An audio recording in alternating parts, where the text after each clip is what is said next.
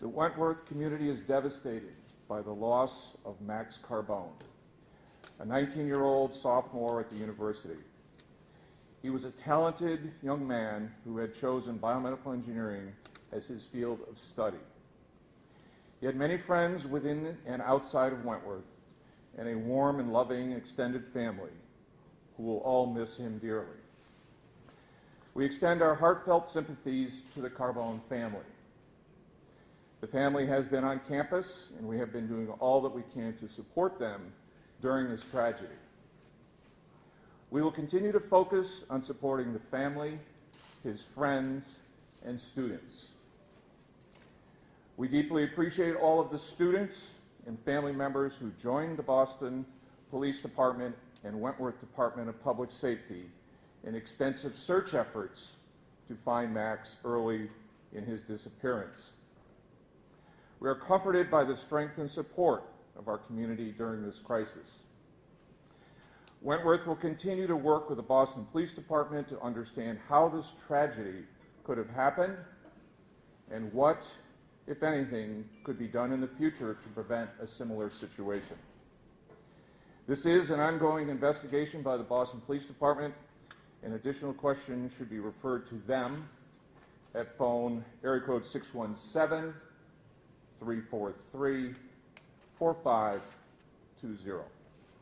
Thank you.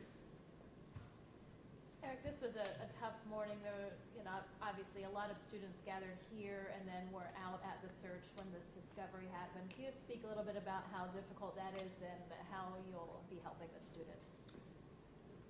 This type of event is perhaps the most difficult situation that any university community faces. Fortunately, this is a very rare event.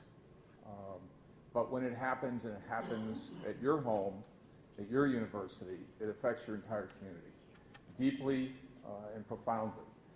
I was overwhelmed by the outpouring of affection, commitment, and sympathy by our entire community, specifically the students. It was absolutely heartwarming. We will continue with all of our amazing staff to support not only our students, but our faculty and other staff within the community, as well as reaching out to families of our students, alumni, and others who are impacted perhaps less directly than folks here.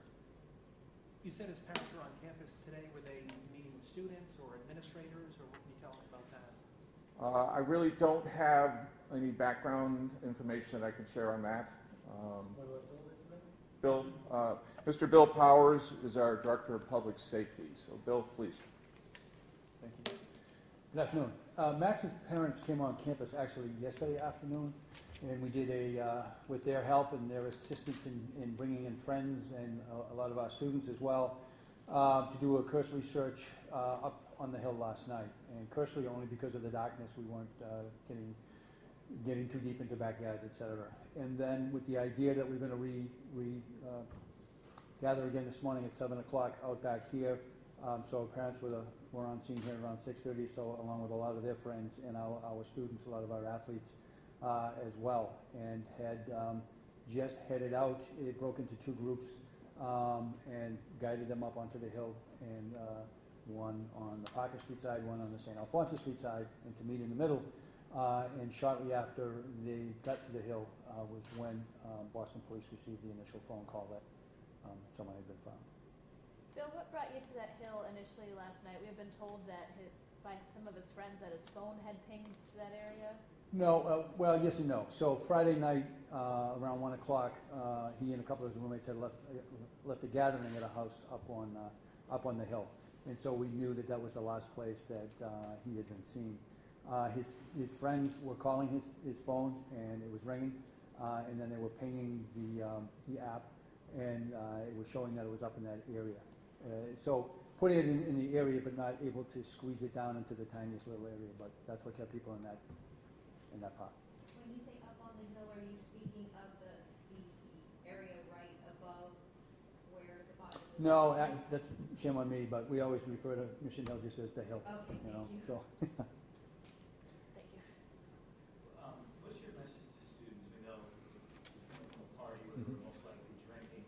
Obviously,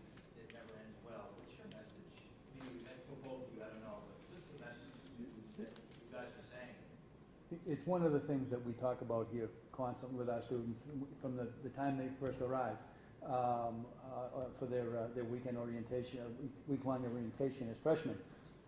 Amongst other things, that don't let people walk alone, don't people leave alone. And we particularly point to places like Mission Hill, where people will go up and 5 or 6 roommates will all go up, and then, people get distracted, they get involved in other things, and then nobody's quite sure where everybody else is. And the message, it's kind of goes in hand with the say something, see something. It's also, see something, say something. It's also the don't leave somebody behind.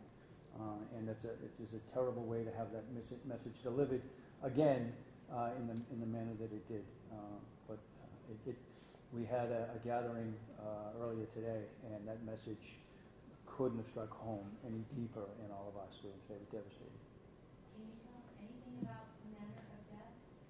I don't know that. That's the Boston Police. It's their investigation, and the Max was removed by the medical examiner's office, so they will work in conjunction with with both the DA's office, the Boston Police, and the medical examiner's office to determine cause and manner. And with the message that was relayed to students, be careful, not leave anyone behind, don't drink too much, can you say, was alcohol a factor in this?